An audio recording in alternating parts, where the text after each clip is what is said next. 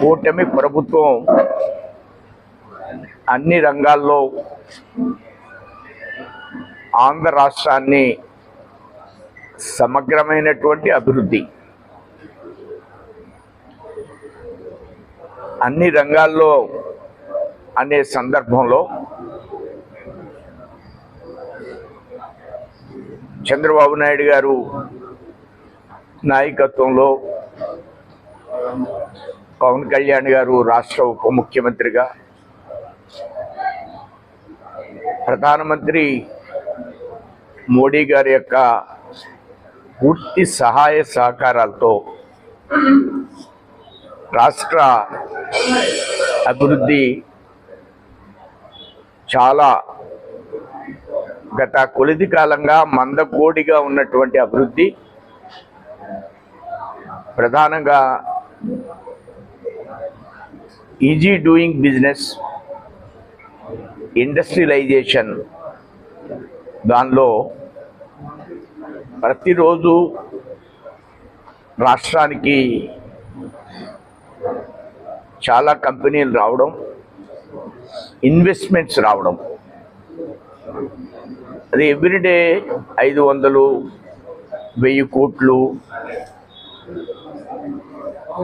ఈ విధంగా మిట్టల్ 65,000 కోట్లతో స్టార్ట్ చేసి 1,25,000 కోట్ల వరకు ఇన్వెస్ట్మెంట్స్ వచ్చేటువంటి అవకాశం. అలానే గ్రీన్ ఎనర్జీలో రిలయన్స్ యొక్క సహకారంతో 500 యూనిట్స్ గ్రాస్తో సిఎన్జిని తయారు చేశారు. ఇవి 100 యూనిట్స్ని వెంటనే పెట్టాలి. ఈ విధంగా ప్రతి యూనిట్లో కూడా 500 మందికి ఎంప్లాయ్మెంటు, 100 యూనిట్స్ స్టార్ట్ చేయడం అంటే ప్రతి రైతుకి 400 ఎకరానికి 30-40 వేలు లీజుకి తీసుకుని ఈ సిఎన్జి న్యాచురల్ గ్యాస్ని మనం ఉత్పత్తి చేసేటువంటి పరిస్థితిని మనం రాష్ట్రంలో చూస్తున్నాం. అదేవిధంగా రాష్ట్రంలో వినూత్నమైనటువంటి కార్యక్రమాలు తీసుకురావడం కోసం సీఎం గారితో పాటు ఇండస్ట్రీస్ మినిస్టర్ లోకేష్ గారు కూడా గట్టి ప్రయత్నం చేస్తున్నారు. రాష్ట్రంలో మేజర్ పోర్ట్ఫోలియోస్ ఏవైతే ఉన్నాయో, పవన్ కళ్యాణ్ గారి యొక్క రూరల్ డెవలప్మెంట్ మినిస్ట్రీ ఏదైతే ఉందో, ఈ రూరల్ డెవలప్మెంట్ మినిస్ట్రీ అనేది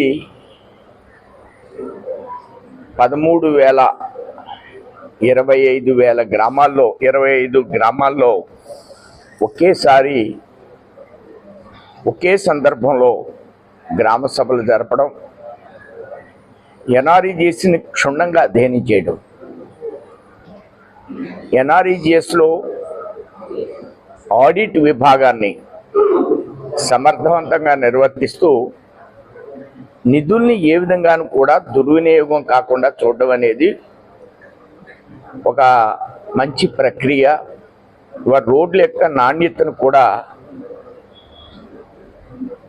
కొలిచే విధంగా ఆర్డబ్ల్యూఎస్ కానీ, పంచాయతీరాజ్ కానీ, ఇలాంటి డిపార్ట్మెంట్స్ అన్నీ, గ్రామీణాభివృద్ధిలో ఉన్న డిపార్ట్మెంట్స్ అన్నిటిని కూడా ఇన్వాల్వ్ చేస్తూ సక్రమైనటువంటి రీతిలో జగన్ గారు ఉన్నప్పుడు సర్పంచ్ నిధులు ఇవ్వకుండా ఉన్న సందర్భంలో 16 ఫైనాన్స్లో వారికి నిధులు ఇస్తూ ఎన్ఆర్ఈజిఎస్తో రోడ్లు వేయడం.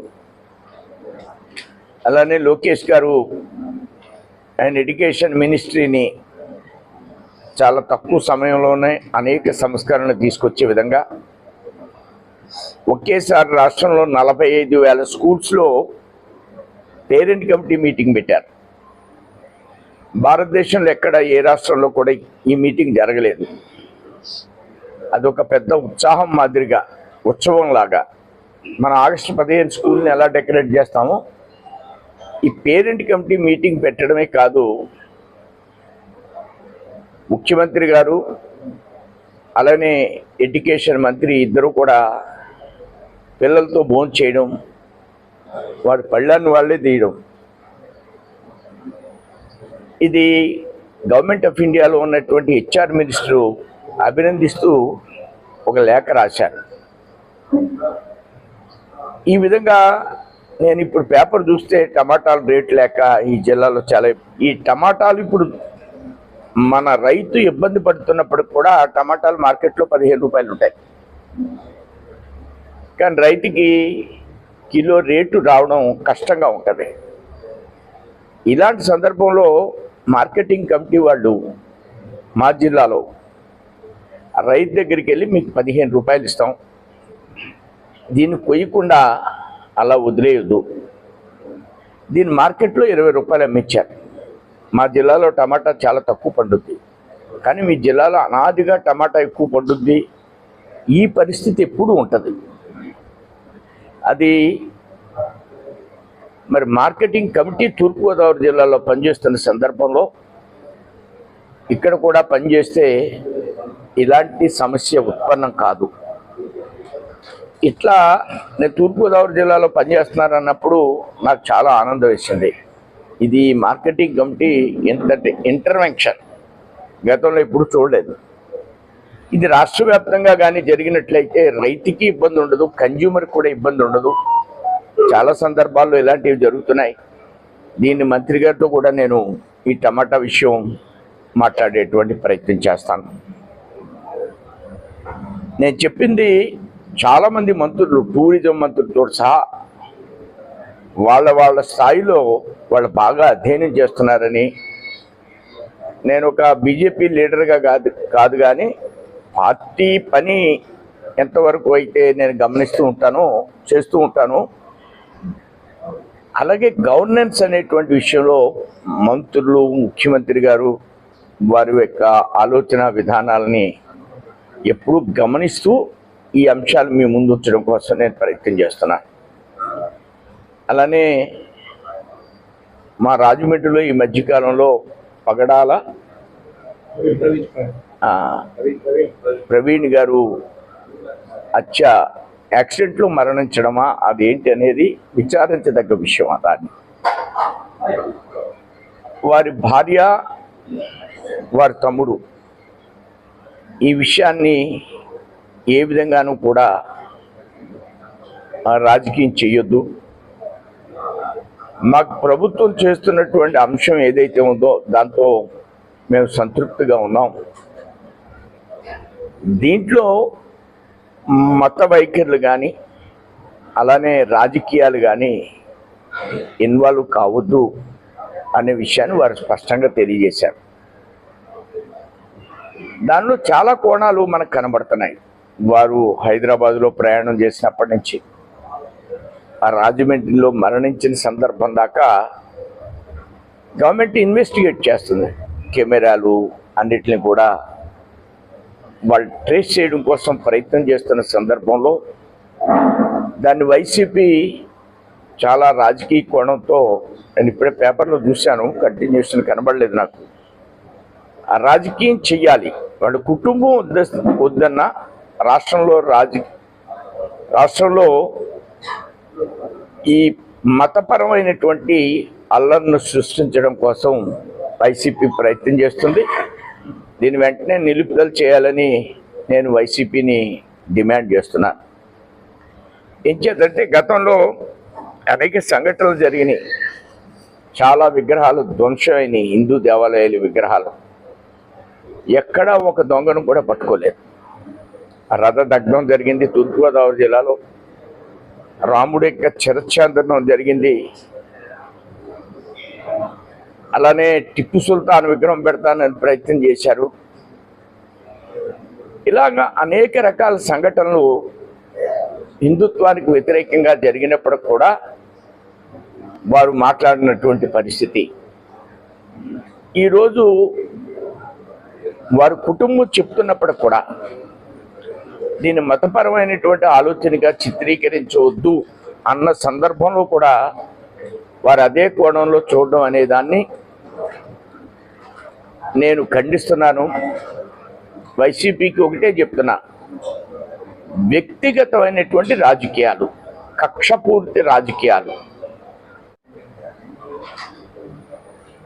కొన్ని క్యాపిటల్ వైజాగ్లో కట్టేవంటే 500 కోట్లతో బిల్డింగ్ కట్టావు, ఇక్కడ క్యాపిటల్లో మొక్కలు మొలిచిపోయినాయి. ఇది కక్షపూర్తి రాజకీయమే కదా. హత్యా రాజకీయాలు, కక్షపూర్తి రాజకీయాలు, మతపరమైనటువంటి రాజకీయాల్ని వెంటనే నిలుపుదల చేయాలని భారతీయ జనతా పార్టీ తరఫున నేను డిమాండ్ చేస్తున్నాను. థ్యాంక్ యూ అండి.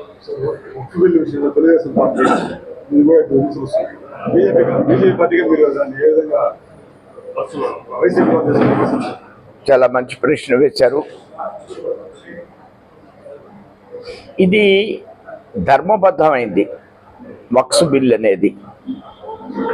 మేమేమి మతానికి వ్యతిరేకంగా చేసినటువంటి బిల్లు కాదు ఇది. దీన్ని ఇంకా యాక్టివ్గా పనిచేయాలి వక్ఫ్ బోర్డ్ అనేది. దీంట్లో మహిళలకు, ముస్లిం మహిళలకు కూడా ప్రాతినిధ్యం కల్పించాలి. అలానే ముస్లింల్లో చాలా వర్గాలు ఉన్నాయి, వారందరికీ ఇందులో స్థానం కల్పించాలి. చాలామంది నాయకులకు వక్ఫ్ భూములను ఆక్రమించిన దాఖలాలు మనకు కనబడుతున్నాయి. మనం చూస్తున్నాం, రాజకీయ నాయకులు కొంతమంది దీన్ని ఆక్రమించుకున్నారనేటువంటి పరిస్థితులు కూడా దేశవ్యాప్తంగా మనకి ఇన్ఫర్మేషన్ ఉంది. అలాంటి సందర్భంలో వీటిని సరిచెయ్యాలి అనేటువంటి ఒక ఆలోచన తప్ప దీంట్లో తెలుగుదేశం సమర్థించింది. ఇప్పుడే పేపర్లో చూశాను, మరి ఎంత మేరకు కరెక్టో లేదో. లోక్సభలో వ్యతిరేకించి వైసీపీ రాజ్యసభలో సపోర్ట్ చేసిందని వాస్తవేనా? సోషల్ మీడియాలో వచ్చింది, ఈ పేపర్లో కూడా తెలుగుదేశం ఖండించినట్లు వచ్చింది. ఈ విధంగా ద్వంద్వ వైఖరితో కాకుండా వక్ఫ్ బిల్ ఈవేళ ఆమోదించబడడం దేశ ప్రగతికి చిహ్నము. ఇది భారతీయ జనతా పార్టీ మేము ట్రిపుల్ తలాక్ని రద్దు చేశాం. మహిళలకి సామాజికంగా ఆదుకోవడం. మీరు ఆలోచిస్తే ముస్లిం మహిళలు వెరీ హ్యాపీ. అలాంటి ఆలోచనతో మేము ఈ వక్ఫ్ బిల్లుని కూడా తీసుకురావడం జరిగింది. థ్యాంక్ యూ అండి. కేంద్ర ప్రభుత్వం రాష్ట్రానికి ఇచ్చే నిధులు కేంద్ర ప్రభుత్వం మరింత ప్రతి ప్రభుత్వం